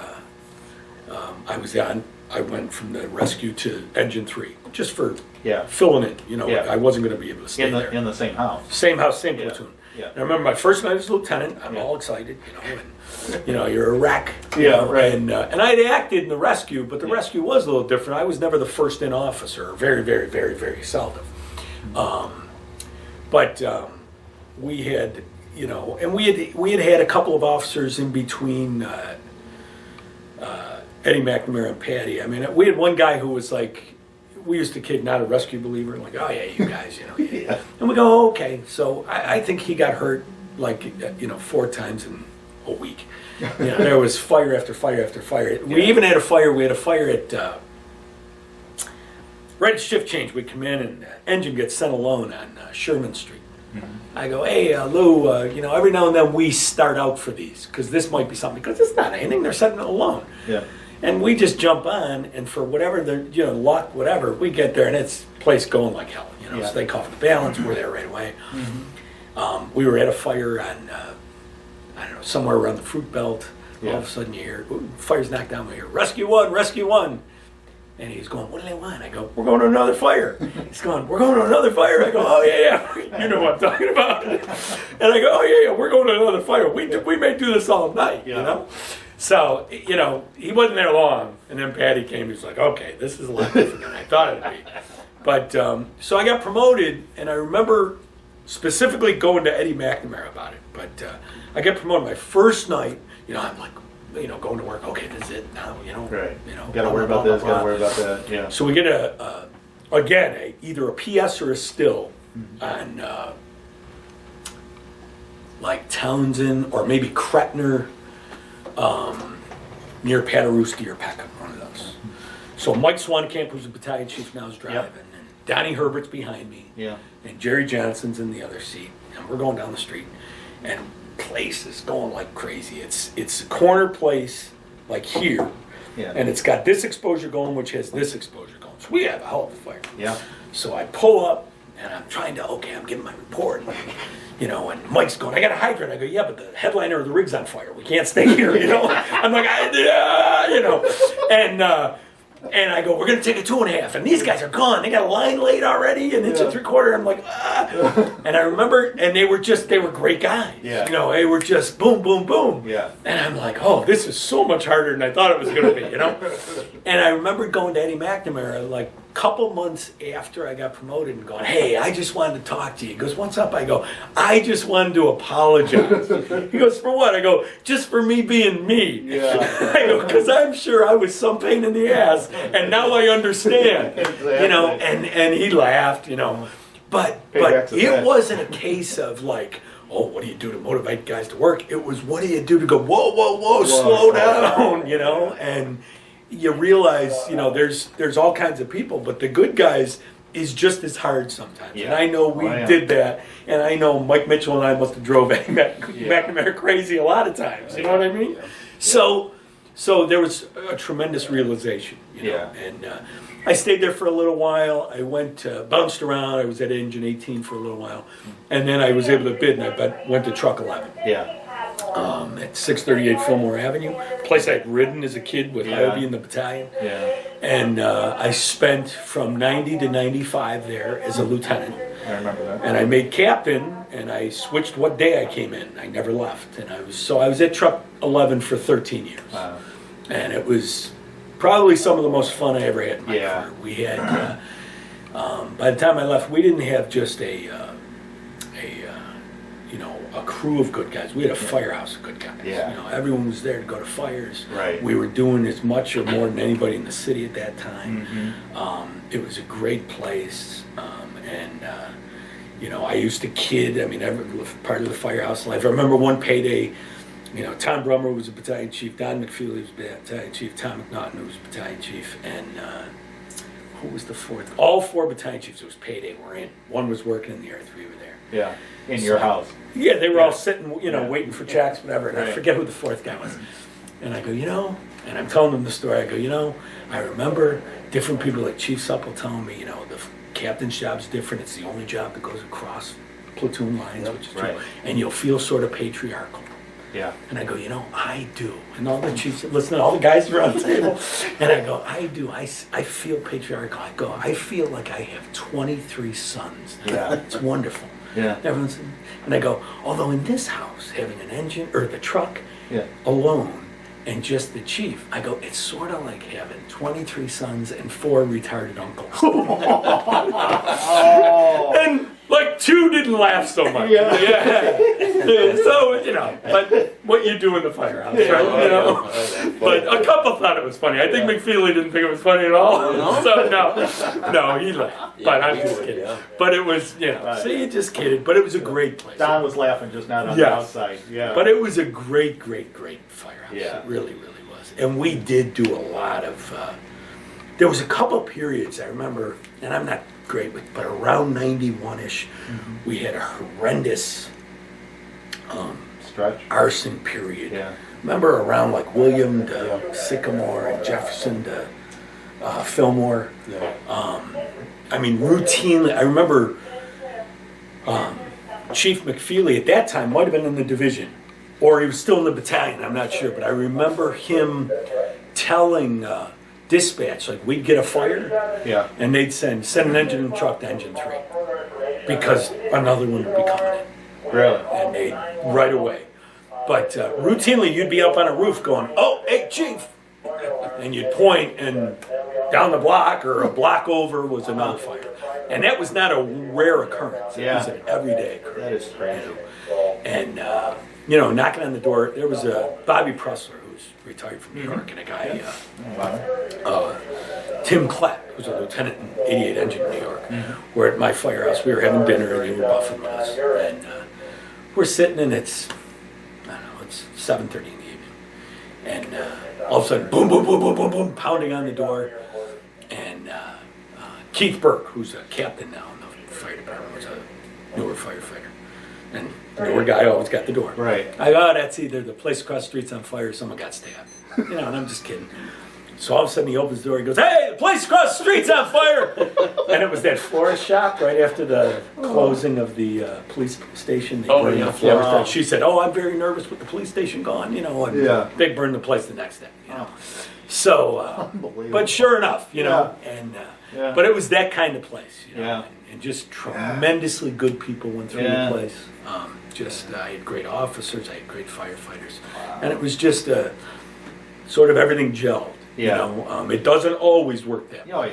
There's great guys and there's whatever, but it just all sort of got together. I say all the time, it's the one thing about the fire service, you can certainly tell the difference between the guys who it's either in their blood or it's not. Yeah, absolutely. But I also say, in terms of motivation and priorities and things of that nature, it's like anything else that can get your blood and kill you if you let it. Sure. Because we love our job so much that it's easy to get your priorities out of whack and forget the people that make it all possible and so forth. And big thing that I'm focused on is the people who make the real sacrifices. I always say every time my pager goes off, it's another opportunity for me to go do what I love. That's a direct disincentive to the people I'm leaving behind. Sure. So those are the people who really deserve all the credit and recognition and the rewards for it too. So, absolutely. Yeah. Well, that's That's neat stuff. Now, Chief, were you, when did you retire from the department? In 93. In 93. So you were chief at the time during a lot of the same Yeah, the whole time I was at the rescue. and Yeah. stuff like that. Yeah. Mhm. Yeah. Yeah. And what was the, what was the department as a whole during that time? What was the? It was quite busy. Yeah. For those years, quite busy. Yeah. Interesting time, and Oh, yeah. what was going on in terms of staffing levels and things of that nature? Were you up? Were you down? Was it pretty- 94, we had 4 companies closed. Yeah. Rescue 2 closed, Engine 13 closed, Truck 1 closed, and Engine 30. But they reopened 30. No, 30 closed. Yeah. Yeah, Engine 30 Yeah. closed. When, who closed what dates or anything. Yeah. And then we had a period, and then Truck 11 closed in 2003, Oh, that's right too. Yeah. and Truck 9 closed. Now, who covers that area that was covered by Truck 11? 5, 14, and 6 all Oh, come in okay. that area. Yeah. So, 'Cause I know those 5 places got busier and busier. Yeah. Yeah. Because they weren't busy enough. Right. Yeah. But, so I went, as captain, I went to Rescue 1, Yeah. and I spent 3 years or so at Rescue 1 as captain, and I had been a fireman there. Right. So, again, we were covering the whole city, Yeah. We had some memorable different things. We went to Canada for a guy trapped in a ship. that we Oh, got I out. remember that company. Yeah. We had the building collapse up at the Chevy plant. Mm-hmm. That was pretty different. Yeah. Kind of the first of its kind in the area for Right. a USAR type. Tech rescue type. Yeah, kind tech of rescue thing, type yeah. thing. Yeah. So we did a lot of that stuff. And there were a lot of guys like at Rescue 1. There were a lot of guys that got a lot of training on their own. Yeah. They were very, guys like Gary Scher and Mark Van Horn and John Yep. Olowski. Who are still there and Still there and still and did a lot of training on and are their own. great Danny leaders. Corcoran. Yep. Yep. But, so there was a lot of, that. And then from there, I became commissioner. Right. In 2006, I had applied to be the deputy in charge of operations, and I went for an interview with a group of people. It was Jim Kane and a whole bunch of business leaders and stuff. Yeah. And then I went for an interview with the mayor, and they said, "Well, why didn't you put in for commissioner?" And I said, "Well, I thought that somebody had that job already." So, and shortly thereafter, a couple of days later, they called me and asked me if I'd be interested in the commissioner's job, Yeah. and I took it. Yeah. It was, you talk about the sacrifice. It was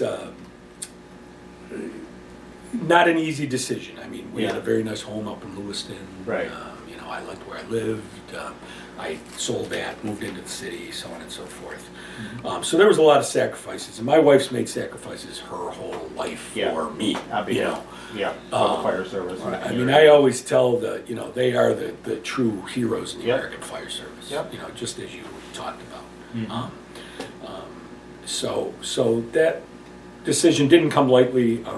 I became commissioner. I was commissioner for 4 years. Yeah. Now, how was that transition within the department and with the guys? It's a How was that for you? And, it's very, very, very difficult to articulate because it's so different. Yeah. It certainly It's on a higher it's a plane. political appointment, Yeah. but not just a higher plane, but it's also it is a political appointment. Yeah. So one day you're in the trenches and fighting fires and everything else, and the next day you're running a $54 million budget and Right. 750 people working for you. And, Mhm. so it's very, very different. You get in fights every day, and that's Yeah. part of life. Right. It's you also, as much as where people may think, you have way less control to do exactly what you'd like. Yeah. There's way more cause and effect on that Yeah. from many, many, many different places. Right. And you also see that processes slow down and things Yeah, of that absolutely. nature?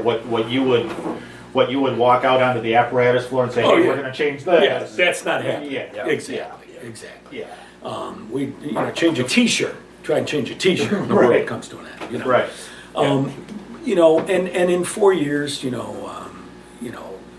certainly the most difficult thing, we had Donnie Herbert pass away Yeah. after being hurt for all those years, and then we lost Chip and John Yeah. Crewman, Chip McCarthy in 2009. So by far the hardest things I ever dealt with. Yeah. It's one thing to, I had been involved with fires where people died, firefighters died. Right. It's another thing that's your watch. Right. And Right. it's indescribable. Yeah. But, from a positive perspective, one of the things, I tried to do and we tried to do is, in the 2006 storm, I truly feel that the Buffalo firefighters saved the city of Buffalo. Yeah. And I'm not saying that lightly. Yeah. Truly. Yeah. We did things that had never been done before. We Yeah. cut teams out. We Yeah. uncovered people's homes. Yeah. It was a bizarre storm anyway. Right. For people who don't know what it was, we had, 18 inches or whatever of More than wet that, like snow, 2.5 20, feet. whatever it was, of Something snow, like that. wet Yeah, snow. heavy wet snow. Very, very, October 12th. Right. And every leaf was on every tree. Right. And we had, I remember it being Every at tree one, came down. I remember being at one FEMA meeting and them telling us, oh, no, the tree damage rivals Katrina. Yeah. It was devastating. Yeah. So we stood up our EOC Yeah. very, very early on. We brought in extra crews. Mm-hmm. We got our Seaburn trucks out with cut teams right away. And we just did a lot of things we had never done. Right. Public service. Yes, very much. And- Down and dirty public service, not about always, doing things the right way. Thinking out of the according box to the a little book or bit, whatever. It you was know. simply about doing the right thing. Right. Yeah. And we did a lot. And I do believe the fire department saved the Yeah. city of Buffalo. We had, we tried to do some good things. We always had contract strife. It's, Yeah. 10 years now without a contract, and there's arguments back and forth on whether, what one way or the other, where that should go. The other things, though, we tried very hard. I came in and our equipment budget was about $27,000, and our gear budget was like $30,000. So immediately when I came in, I came in January, and the budget was due in February, so it was like a couple of weeks. Yeah. And I made one $250,000, the other $300,000. How'd that go over? City Hall approved it immediately. Really? And so we started buying stuff. Yeah. It was a lot of work on our budget person Yeah. because we didn't get new budget people, and they were doing 10 times the work that they used to do. Exactly. The other thing we did is we pushed real hard for granted. Yeah. And you were very successful with that. We were very, very successful. We got about $11 million in 4 years just in fire and other type grants. Right. Not to mention UASI and everything else. So we were very, That's very awesome. successful. We, out of 19 engines, we purchased 5, 10. We got 12, and then there were 5 more that they've just gotten Yeah. that we had ordered. Took forever because of American La France. Yeah. But we did, I think we replaced 7 of 9 trucks with, we replaced like 6 of 9, and then the others, again, the delay so long as because of American La France, they just came in, but we had ordered those. We replaced the rescues. So we got a lot of equipment. We tried to do whatever we could. We tried to get real creative. Yeah. You're familiar with UASI, Oh, yeah. Urban Area Security Yep. Initiative. One of the things that I had trouble with was so often we bought stuff that you might use once in a million. Yeah. And I was like, this is crazy. We're Right. poor. You know? Right. So I started looking, and there's these things called target capabilities and ESL, the equipment list, or AEL, accepted equipment list, and so on and so forth. And one of the projects we did is we replaced all of our high-rise equipment. And one of the things you can do in UASI is mass evacuation of large structures, Yeah. occupancies, Yeah. is a Target. doable Right. thing. Yeah. So we replaced all of our high-rise equipment under that premise. Right. So that's something we were able to use. Right. And you also did an awful lot of high-rise based training. Oh, during that absolutely. time, Glenny Drive and so forth, and right. a lot of focus on that. The other thing we did is then we had never been able to get 2 saws on our trucks. We had 1 rotary saw, 1 chainsaw and 1 rotary Yeah. saw, but we wanted a second rotary saw. Yeah. And we did that under the same premise, that Yeah. this was to affect the vacuum. So we were able to buy some things that we use every day Right. that we weren't able to ever get before. Right. And that helped us out Right. a lot. We got grants for new gear for every guy. Yeah. We got grants that they just are implementing now, new SCBAs. Mm-hmm. So we were able to try and update things as Yeah. best we could in the second poorest city in America. Yeah. You know. Yeah. But that was a time of real progress. I mean, So- probably some of the most significant changes that Well, we tried. anybody you know. had seen Um, in their history. But there was other things too. We had a lot of overtime issues. Eventually, that was part of the reason I wasn't brought back after 4 years, and that was fine. Yeah. That's the mayor's call. Yeah. The other thing was there were politics things. They wanted us. We had gone through a whole process on a new test because of the different courts and everything. Yeah. So we had a promotion system that was assessment based with a written exam, and I bought into. I wasn't overjoyed with, but I bought into. But then when the list finally came out, after all that money and all that time, then they wanted to skip people, and I said absolutely not. I won't do that, and they said that's okay, and there's someone else there to do that. Yeah. Yeah. So I went back to the field as a battalion chief, but Yeah. But I mean, otherwise, I still, the mayor is the mayor, and he's the boss, and I always spoke my mind. We used to have these department head meetings, Right. and I remember the one time Forbes came out where Buffalo was the second poorest city in America. Yeah.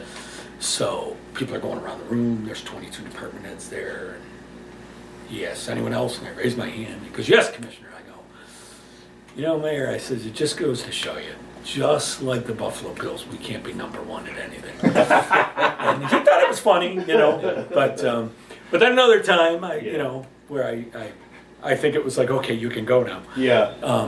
The mayor was looking to be there was a lot of speculation that he'd be a U.S. Senator. Right. And I don't know if he was that interested or not. He may have Yeah. been, I don't know. It's Yeah. not my business. But when it came out that he wasn't after Senator Clinton became Secretary of State, people at the department, Mayor, you would have made it great, So, anyone else? I raised my hand. Yes, Commissioner. Mayor, I said, the last guy from your job to go to higher office, and this is actually true, Yeah. was Grover Cleveland. I go, chances are you weren't bucking the trend. Then he actually laughed again, so sometimes I probably spoke my mind more than I needed to. But, you can't you can't worry about those kind of things. No, But you can't change your colors. it was interesting. Like everything in life, hindsight's 20/20. It was. I think the one thing about it, and I came back to the field for a year, and I think a lot of people were surprised that I didn't just retire then. Yeah. But I just wanted to. Yeah. I wanted to And be. how did that feel? Making that transition back. I was that- enjoyed it, and other than Yeah. the fact that we bought a home down in coastal Delaware, Yeah. I probably would still be there. Yeah. Yeah, I enjoyed myself. Yeah. The guys were great. Yeah. Obviously, if you're in that position, everyone's not going to love you. That's Right. part of life. Oh, yeah. But in general, not everybody's going to be happy with the decisions. no, that are made. no. If So, you're making decisions, so by Yeah. virtue, someone's Yeah. not going to be happy. Absolutely.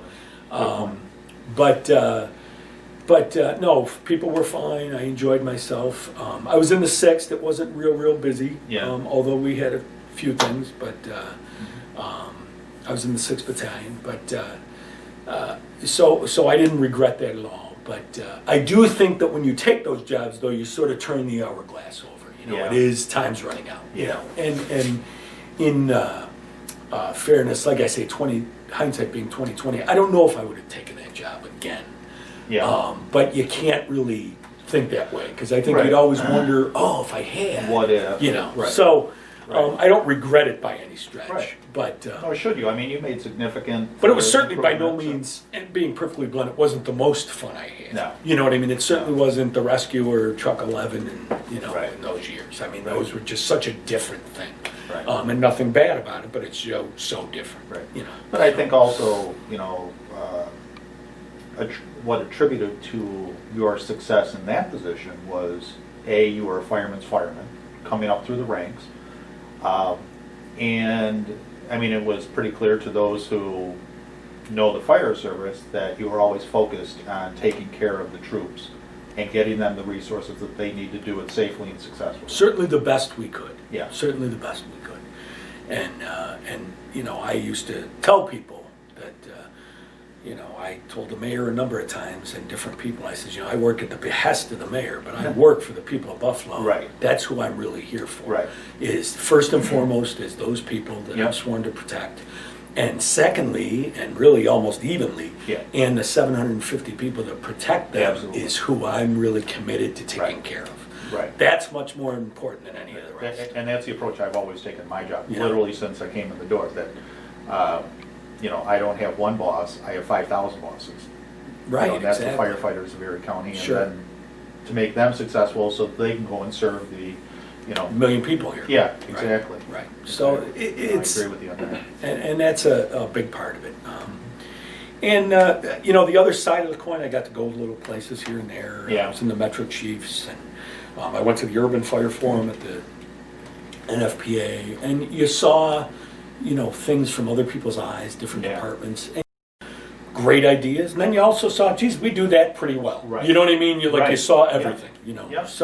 Yep. So I've always said that, you don't have to travel far to either see how good you have it or how good you could have it. that's right. You know, That's right. in And reality. So, you know, and everything isn't perfect, but we tried real hard.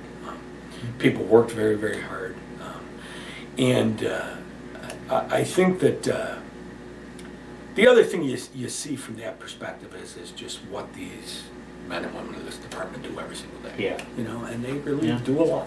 You Yeah. know, like I said in the storm, I think they saved, you know, Yeah. that city. I really, really believe that. Yeah. You know, we had things that the people never even heard of. Like there was a place at, I think it's 505 Elmwood Avenue. It's a 10 or 11 story senior citizens complex. Mhm. And early in the storm, they lost power. And who knew it was going to be for days and days. Right. So emergency generation came in. Well, okay, it's okay, but geez, there's no heat, so we're monitoring it. And within a few hours, emergency generation went down. And we ended up evacuating without elevators an 11-story building full of old people. Wow. You know, and some Wow. infirmed. Yeah. And I mean, like, that's just, Yeah. you know, and that was just one thing, one night. thing, that's You know, right. we had companies One go. mission. Yeah, Yep. we had companies go to fires. There was a fire in Shirley, where an engine company got there, and I don't know if anybody got to them. Really? They had the fire by themselves Wow. and did a great job. You know, John, the place. what time is this? Yeah, the place was pretty much destroyed, but I Yeah. mean, the exposures were saved. You Yeah. know, with 4 guys, you know, Yeah. on an engine. So, and it was crazy. And I mean, And by the everybody way, knows. 2.5 feet of snow. Oh, right, Yeah, but it was yeah. crazy. But the other thing was, like, companies wouldn't go a block and get stuck. They'd go, like, if you looked on a map, these V's, like, oh, I'm making it, I'm making it, I'm making it, and finally you get to where you couldn't, you'd have to come all the way back. Right.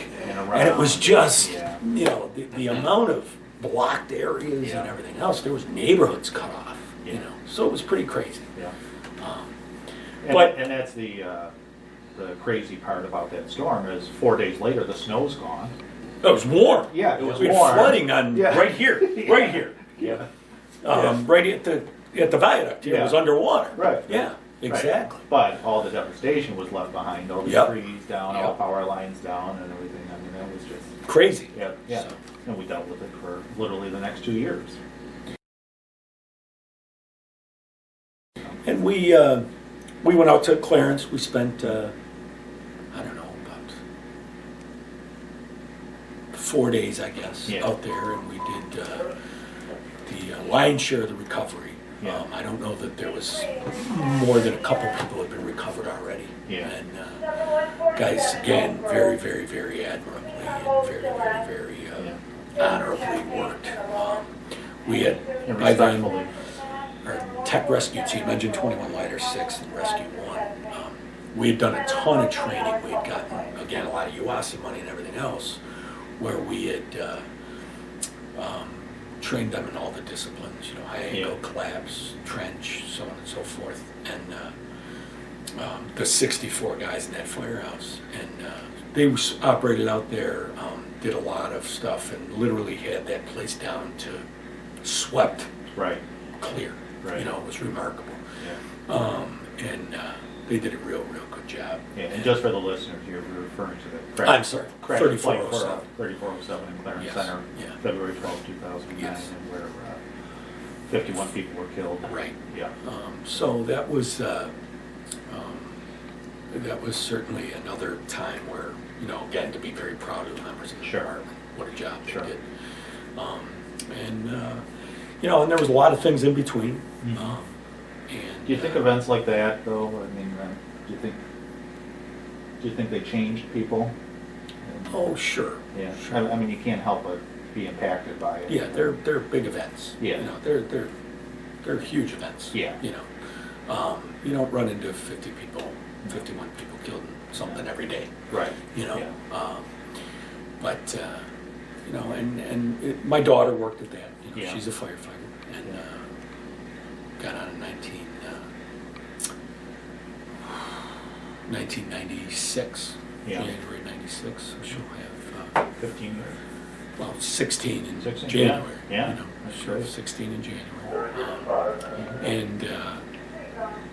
Well, you know, we had opportunities over my career to work together. Yeah. You know, I was at Truck 11 for a while. Yeah. She was at Engine 16. Yeah. And we'd run in at fires. Yeah. And how was that for you? It was very, very, very different, as you can Yeah. imagine. Yeah. Very different. Would you say you liked it, or you were? I didn't dislike it. Yeah. You know, it wasn't like, oh, I really was trying to look for that, and I Yeah. didn't dislike it, but it was just very different. It was very, very proud time. Sure. You know, and very neat. Sure. But it was just different. You know, you worry more. Oh yeah. You know, it's night and day Yeah. from everything else. You certainly worry. Yeah.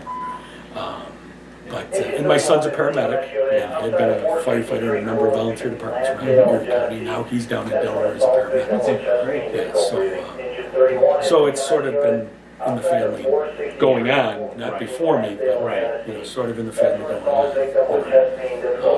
So it's been good. And in December, almost a year ago, December of 2010, Mm-hmm. I retired. December 3rd. No, that was the party. December okay. 16th Yeah, was December I retired. But December 16th, I retired. Yeah. I ended up, we had always gone on vacation down to Delaware near Ocean City, Rehoboth Beach, Lewis, Delaware. And we had built a home down in Lewis, Delaware. And my wife and I are down there now. She teaches for a school, Oh. nursing school. She's a nurse, been a nurse her whole life. And I do a little work here, there, and everywhere Yeah. teaching. I do down in Ocean City, Maryland, and in a couple departments up in Yeah. Delaware, and also volunteer with Rehoboth. But I do a little bit in Claymont, Port Penn, and Christiana, Delaware. Yeah. Fire departments. And then teaching myself and Bob Pressler. Mm-hmm. We have a little thing we're launching now. It's thefirefloor.com. Yeah. If we ever figure out how to do website stuff. But Maybe I can help you with that. we're not Yeah. computer experts by any stretch. And I've done some consulting work. We did a pretty major study of the Boston, Massachusetts Fire Department. It took about a year. And we did a comparison to NFPA 1500 for the Boston Fire Department.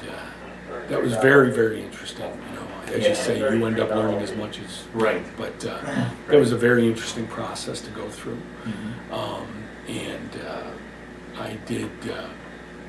I did that with a group called Facets Consulting, which is some guys from different parts of the country. Kevin Roach from Phoenix, Arizona, and Adam Teal from Alexandria, Oh, yeah. Virginia.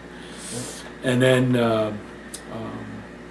as I said, we're doing some training and consulting things, Bob Pressler and myself, with that firefloor.com, and we're also looking at launching MLRP consulting and training. Yeah. As I said, if we can ever figure out the computer stuff. But we're not real good at that. Yeah. I'm certainly. Now, are you still doing any buffing? Oh, sure. I was in I was in Detroit a couple of weeks ago. I was up there teaching that way, and we spent a couple of days. It was actually very quiet, which for Detroit's odd. I tell a lot of people that if you know real firefighters, they don't really go on vacation, they just visit other firehouses. Yeah. Right, Chief? Yeah. Pretty much. And, I know some people in Philly now. Philly's only an hour and a half, 2 hours away, so I stop there and say hello. Do you know Henry Costo? No. No? No. He's Big fire department. Yeah, I know. He's a safety battalion. Oh, okay. Okay. You run into him. Yeah, all right. But, so it's a very, very, I'm still enjoying myself, still doing stuff. I retired from here. I'm certainly not retired. I'm Yeah. not done, Yeah. but I retired from here. But again, looking back, I mean, I had a wonderful, wonderful, wonderful career here. I got to do a lot of things. How many years total? It was 20, almost 28. Yeah. Yeah. And then the airport years brought me up to a little over 30. Wow. So, but and I was a volunteer firefighter in Western New York, a lot of places. I was down in Hamburg and Williamsville, Lewiston, Yeah. Scranton. I enjoyed that. I did a lot of teaching around Western New York. We did a lot of live burns before people, knew about it. We did the program. I ran the live burn program at the FDIC for 7 years. Yeah. And that was wonderful. Got to meet people from across literally the world, really. Right. I mean, there's guys from Right. Sweden that we still keep in Yeah. contact with, Yeah. And that's pretty neat. And I'm going to the FDIC this coming year Mhm. again. So it's been a while since I've been there. But the one thing that was tough as commissioner is for 4 years I didn't do anything else. Yeah. You know what I mean? Yeah. I really felt committed to Right. this place, so I didn't do much of anything else. Right. So, But it's so enriching when you step outside of your own engine room doors, isn't it? And Yeah, just see the absolutely. fire service at large and some things so much the same, and some Yeah. things not. Absolutely. But absolutely. but yeah, there's a tremendous brotherhood, sisterhood, and commitment, across this country Yeah. that you get to see. And I've done a little work with the National Fallen Firefighters Foundation. Yeah. And, I was actually just at the memorial for the first time, Memorial Weekend, this past October. I actually worked with the foundation and did social media for the weekend to allow people to experience the Memorial Weekend virtually, if you will. So had multiple devices going at the same time and constantly, shooting still photos and captioning and pushing them up to the Facebook page and Twitter and the NFF's webpage. And, we had video going at the same time. I did some audio interviews with some of the folks who were neat. Escorts and also honor guards. I've done that twice. And stuff like that. And but also the operations team of just the firefighters who come from all over the country to, and in many cases, groups of folks who have been coming for years and years, just to do all the behind-the-scenes support stuff Sure. should make it a rewarding experience for everybody else that's involved. And that was, I was tremendously honored, but also humbled to be asked to even participate. But I also,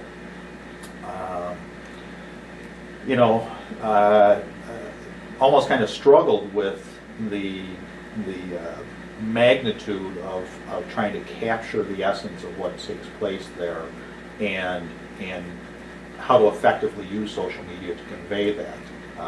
And so ever cautious about, Being respectful. Being It's hard. respectful, yet still trying to give them real insight and, a firm grasp of just, what the impact of that weekend is. And I was sharing with somebody afterwards that I'm actually glad that I was, so to speak, so distracted by the technology and trying to literally and constantly keep up with pushing information that it allowed me to, as best I could, emotionally disconnect from what was really going on. Sure. Because, I can tell you when I take a break or, I was waiting for something to upload or something, I just stand there and try and take it all in, and you can't help but be moved by that. It is. It's tremendous. and they do a great job. They do a really great job. do.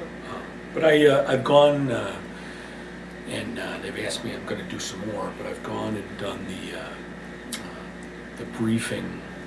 It's the TOCC. I think it's I forget what it stands for, but it's going out and meeting with fire chiefs and political leaders and so on and so forth on how to take care of line of duty deaths. Yeah. Through the National Fallen Firefighters, and I'm also on their chief to chief. Are you? Oh, that's a great reason. Yeah, and you know, I mean, sadly, we've been through a lot of Right. that, and it's a very, you know, alone Yeah. kind of position. Yeah. You know, it really, really is. So. Yeah, and especially when, you know, when you're in the thick of it, the chief is so focused on taking care of his people, his or her people, somebody still has to be taking care of the chief. Absolutely, and it's not always the easiest. No. So, No. so it's tough, but it's been very rewarding also. No doubt. You know, but so that's the story. Yeah. And like I say, I still enjoy teaching. We just did a weekend in Berks County, Pennsylvania, that had about 120 firefighters. Did all kinds of different classes, Right. and it was a lot of fun. You know, got to meet a whole new group of people. Right. A lot of people talk about, the new generation of firefighters. I sort of think that, I'm, I guess, of the exception. I think that a lot of the brand new firefighters coming up today are actually very good. We have a tremendous amount of veterans Yeah. coming on fire Yes. departments all over the country. Yeah. And they've gone through a lot. And, Yeah. and they've gone through a lot, not only, I mean, the obvious war part, Yeah. but also there's no jobs. So, Right. you know, these guys have met with some adversity. Yeah. I always point out, you know, in 2009, John and Chip were killed. And one of the things that I don't know if a lot of people realize, but the Washington, D.C. recruit class went to their instructors and said, listen, we've rented a bus.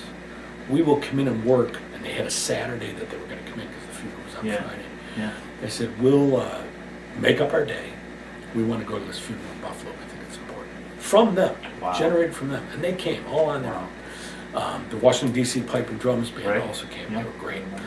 But so consequently, and they were there, you know, for the funeral. That October, we had a rookie class of 50 or so people in school, and firefighter Joyce from Rescue 1 in Yonkers was Yeah. killed. Yeah. And our guys paid it forward. They did the same thing. Yeah. They went there. So I think that there's better young people than a lot of guys. Oh, you know, these new kids today. Absolutely. Well, you know, they're different. Yeah. They certainly Oh, know how to do absolutely. all this, and I Right. don't know how to do Yeah. all this. So some Yeah. of it's intimidating. But don't hold it against them. Right. Right. And the other part is, like everything, there's always, you know, knuckleheads. Absolutely. But it doesn't Yeah. matter when. No. But I think there's some real decent young people. Yeah. Real decent young people. Yeah. So, Well, and just the fact that, you know, as research has shown, they are the most education-focused generation of any generation prior is a huge advantage to them, and I think also to Sure. us. I think the challenge is ours is to how do we translate that into, frankly, what is still a very labor-intensive job sure. that we do, and how can we get them to take all that brain power and apply it with their brawn and be, you know, effective firefighters. But I also think that you know, it holds tremendous hope for being effective leaders as well, because they have not just the street smart, which, and we know, they probably need more help with that than maybe previous generations, but they're also book smart too. And again, as far as I'm concerned, the challenge is not theirs, the challenge is ours as fire service Sure. leaders, as to how do we harness Sure. those talents, how do we harness that energy and that focus and put it in the right direction. But you touched on something that's very near and dear to me, and that is this connection between veterans and the fire service.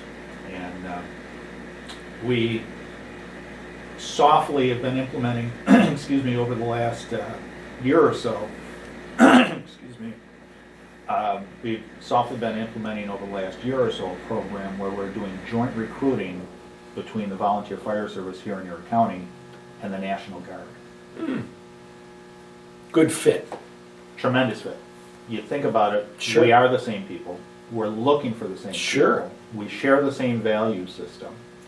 And I just saw a statistic the other day. There's a huge, very positive veterans program that's being promoted in New York City about you know, how they're returning, not finding jobs, the PTSD issues, and so on and so forth. But the suicide rate amongst returning veterans is just literally alarming. And I am convinced that not only do we have an opportunity, but we have an obligation to recruit veterans into the fire service as means of offering them a step-down process, a reintegration process, welcoming them back into the communities and giving them the things that they miss, the camaraderie, the brotherhood, the sense of value, the sense of being needed in the community, and just to give them that self-worth, if you will, back again. And I'm convinced that we can save lives by doing it. And I think that also, even the guys not at risk, it's such a two-way win-win. Yeah. Because the community wins, because you have these people who, you know, dedication and commitment they've already shown. Absolutely. And also, they are given that, exactly what you're saying, that family that was evident in their company, their squad, Right. whatever, Right. that is now translated back home. Yep, and absolutely, and certainly, you know, we offer, depending on where you're working or volunteering, a certain level of adrenaline rush that Sure. still doesn't compare to being shot at while you're at work. But it's things still- like, you know, here, then there's educational benefits Yeah. that can couple with GI type benefits, Yeah. you know, so that's good. Yep, You know. yeah. So it's Absolutely, that's something great. Yeah. That's great. Yeah, something we're very proud of, and really haven't even officially launched or gotten off the ground much, but it's a grassroots effort, and I think it's just, it can't help but benefit anyone. And you know, as I would say, are we gonna get a couple of whack jobs? Absolutely, and they'll fit right in. Right, yeah. There's nothing new there. That's right. Yeah, That's right. Exactly. Yeah, well, great, Mike. You have a great story to tell. You've had certainly a tremendous career that is continuing in the fire service, just at a different point, a different level, and so forth. And you're a great storyteller, and that's what this show is. Thanks all for about. having me. So it's. I'm glad we had this opportunity. I know we tried this last year at this time when your retirement was imminent and so forth. But maybe I'm glad that we waited too. Yeah, thank you very much. Because the story is even richer now than it was probably a year ago. Sure. And so that's important. So I'll offer you the same opportunity that I do all of my show guests, and that is if there's anybody you'd like to recognize or reach out to who has maybe been talk about them or touch on them as an influence in your life and so forth, you just have that opportunity. Well, as I said, that, you know, certainly Jack Supple, Chief Supple, was a tremendous influence in my career. And a lot of guys were Donnie McFeely, so on and so forth. But it'd be a long reach. Right. But Jack's brother Harvey Yeah. be pretty difficult to reach. But Jack's brother Harvey passed away. Probably was the biggest influence in my not only career but really my life. Yeah. I mean, I said I grew up without a dad. Yeah. And I don't think he ever. I mean, he would have been embarrassed if I ever said that. But Well, you would be, but probably as close as, you know, someone giving me a value system and Yeah. someone, and certainly my mom who's passed away too. Yeah. But I mean, you know, Harvey, you know, hollered at me, set me straight a few times, more than once, and it was, you know, wonderful. And I'll never, ever, ever be able to, you know, thank him for that. Sure. You know, I tried at times, but it Sure. wasn't, you know, times were different. Sure. You know, he Yeah. was a guy who was, Yeah. you know, in the Second World War on the USS Yorktown and, you know, shooting at things and everything else. So it was a little bit different than, Yeah. you know, someone like me, you know. Yeah. So he was the real deal. Yeah. And, but he was probably the biggest influence in my, not only career, but even my life. Yeah. You know, and I appreciate it. You Well, know, and a real blessing. yeah, absolutely. Yeah, especially losing your father so young and absolutely. not having that So. and so forth. So it's great you have that opportunity to connect with somebody like that who, I was very, very lucky. yeah, Very, very fortunate. yeah, very good. And again, thank you. Yeah, It's been great. no, thanks.